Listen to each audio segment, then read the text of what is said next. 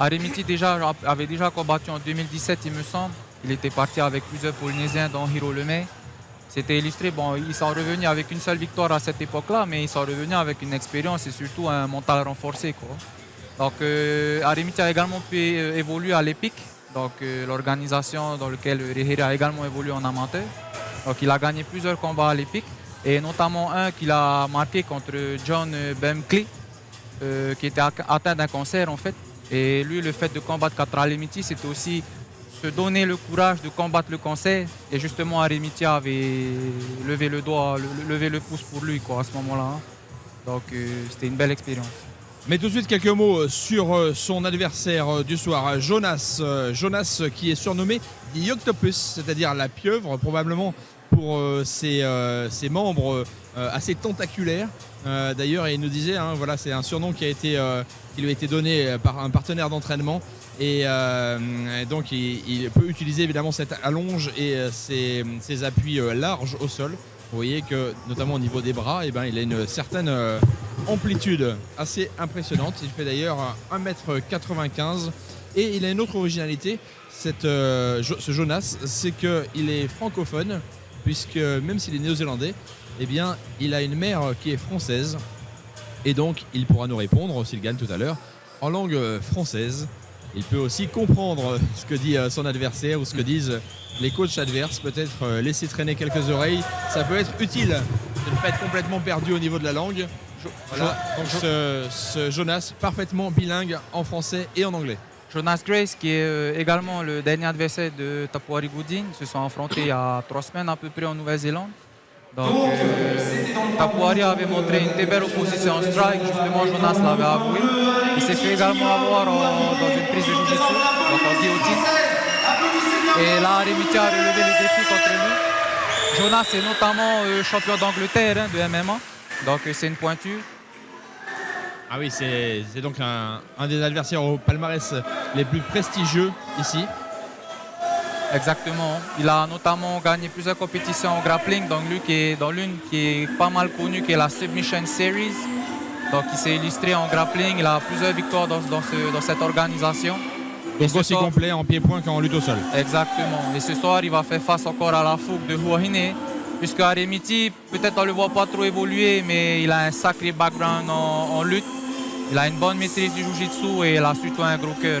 Donc alors, ça va taper. Mais en tout cas, s'il remportait à Songhua face au champion d'Angleterre, ça serait probablement sa plus belle victoire ce soir. Exactement, et ce serait le moyen pour lui d'avoir un rayonnement à l'international, puisqu'il battrait à ce moment-là le champion d'Angleterre quand même en titre. Donc ça va être une belle opposition ce soir. J'avais demandé une petite confirmation avec Hiro Lemay. Effectivement, Arimiti a fait partie des pionniers, déjà en 2011-2012, juste après la délégation menée de James Morohi, Deiki Nauta et Rihiri Dudes lorsqu'ils étaient partis en Nouvelle-Zélande. Quelques mois après, c'était la délégation avec Hiro Lemay, Arimiti et d'autres combattants de Huahine. Et depuis, comme tu le dis, il a fait beaucoup de combats à l'Epic Fighting, mais aussi à l'IMAF, les Océania et aussi l'IMAF mondial à Abu Dhabi. Exactement. Donc un gros background. Un gros background. Face à lui, un adversaire beaucoup plus long, beaucoup plus grand, avec une allonge beaucoup plus importante. Donc, à ton avis, quelle serait la stratégie la plus appropriée? C'est clair que Jonas il va essayer de garder la distance, vu qu'il a déjà une allonge très importante par rapport à celle d'Arimiti. Arimiti, je pense qu'il va essayer de l'acculer contre la cage, maîtriser le centre de l'octogone et certainement l'amener au sol pour le ground and pound.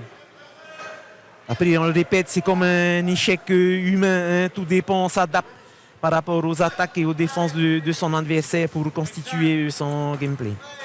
Oh. Arimiti va-t-il prendre le dessus sur la pieuvre du Octopus? On va le savoir dans quelques instants. En tout cas, ça commence sans observation. Voilà. Arimiti, lui, qui envoie des gros coups. Ouais, là, il envoie, là, Arimiti. Des gros crochets larges. Il va réduire la distance, c'est sûr.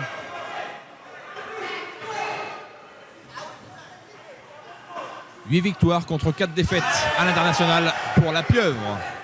Attention, là. Mais pour l'instant, c'est Arimiti qui prend le combat à son compte, même s'il peut être repris en guillotine. Là, attention.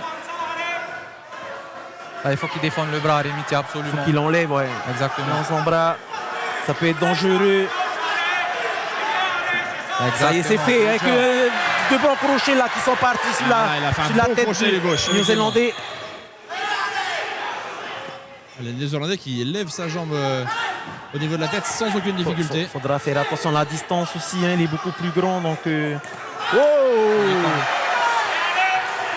il y a des coups qu'on fait mal là. C'est le cross, hein, le bras arrière.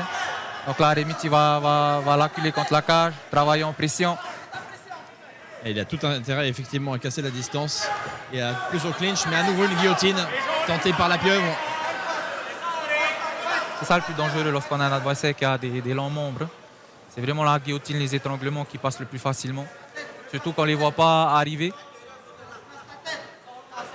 Là, on a le sentiment que Remiti avance plus. On a un beau mouvement là de la part de Remiti pour se libérer. Belle défense. Là, Remiti devrait plutôt récupérer le Wizard underhook. Donc là, il a un bras sous les selles de son adversaire. Il faudrait qu'il puisse passer au-dessus pour maîtriser son poids. On voit que la technique, c'est vraiment d'aller chercher la guillotine. Attention, on a 10 secondes, il me semble qu'il reste. Il faut qu'il tienne, il faut que Remiti tienne. Attention, une mauvaise position. Alors, c'est le round qui est terminé? Non, apparemment non. Non? Apparemment la guillotine est passée et le combat serait terminé. On va essayer de vérifier cela, mais a priori c'est ce que nous annonce l'un des juges. Ouais. Et il semble également que la pieuvre est considérée que le combat était terminé sur cette victoire. Donc c'est la fin du combat, je peux vous dire là tout de suite, donc on attend des déclarations pour annoncer les gagnants, c'est la procédure, mais voilà. Ouais, c'est fait, les dés sont jetés. Le Néo-Zélandais a confirmé donc son surnom d'Octopus. Hein, avec voilà, Remiti s'est fait prendre dans les tentacules de l'Octopus. Hein, la vague de la mer n'a pas réussi à submerger la pieuvre.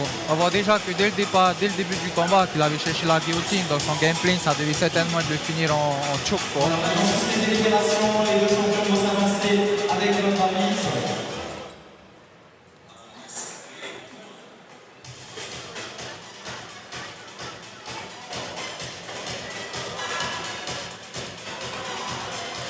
Et dans un instant, on voit qu'Arimiti est quand même déçu. Donc le gagnant de ce match, c'est le oui, c'est la première fois qu'il combat devant son public. avec Grace Jonas pour la Nouvelle-Zélande par soumission, par guillotine. Donc félicitations. On applaudit bien fort aussi. Ils sont challengers donc avec Remiti. Voilà, victoire donc de Jonas Grace face à notre combattant de Wahine, Tiniro Remiti. Et on a vu que Jonas semblait lui dire oui, t'as un bon punch, hein, je l'ai senti. Exactement. De toute manière, Remiti est connu pour sa force et son punch. On a dit Maté, aujourd'hui il n'y a pas de défaite, il n'y a que de l'expérience. On apprend. Exactement.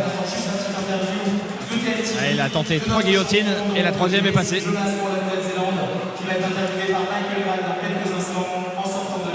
Comme tu le disais, on voyait le Néo-Zélandais beaucoup plus souple dans son opposition. Hein, il ne cherchait pas vraiment le coup dur. Donc oui, on peut peut-être en déduire qu'il cherchait déjà la soumission. Parce qu'il parle français, puisque je crois que c'est votre mère qui est française. Oui, ma mère est française. Je suis né en France, mais j'habite la plupart de ma vie en Nouvelle-Zélande. Donc je parle français, oui. Très international, puisque des origines françaises en Nouvelle-Zélande également, mais aussi champion d'Angleterre, c'est ça? Enfin, pas champion d'Angleterre, mais j'ai eu un championnat, un des grands shows au monde. Et j'habitais là pendant au moins presque 5 ans. Donc ouais, partout, je suis partout. Alors, qu'est-ce qu'on peut dire sur ce combat gagné par guillotine? C'était le game plan, on a vu 3 tentatives de guillotine de France, c'est la 3e qui est passée. Ouais, donc en fait, il est venu chaud. Il m'a frappé avec un coup de poing, il a dit qu'il a cassé sa main, mais ça m'a fait mal. Ça m'a réveillé et debout, il m'a donné des choses à quoi penser. Et sa défense de mes chokes, c'était bien. Mais s'il me laisse, j'essaye, j'arrive pas. J'essaye, 3e fois, j'y arrivé. Parce que c'est ce que je fais. J'aime bien prendre le coup, puis étrangler les mecs, quoi. Donc, ouais. Est-ce que c'était une technique de le laisser avancer comme il l'a fait beaucoup au début, ou est-ce que c'était plutôt subir le début du combat? Il m'a surpris, mais tous mes combats, ça se passe comme ça, parce que je suis long, je suis contre des mecs plus petits, plus forts, et ils sont toujours agressifs. Ils peuvent pas rester,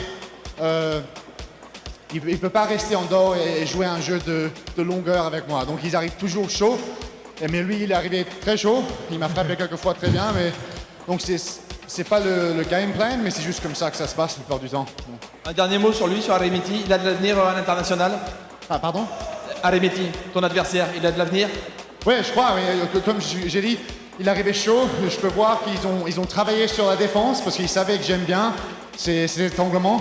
Et il a bien fait de défendre les premiers deux. Donc, non, ça se voit qu'il a un avenir, ouais. Attention, ça se voit. Merci beaucoup et on félicite encore notre adversaire international mais francophone. Bravo.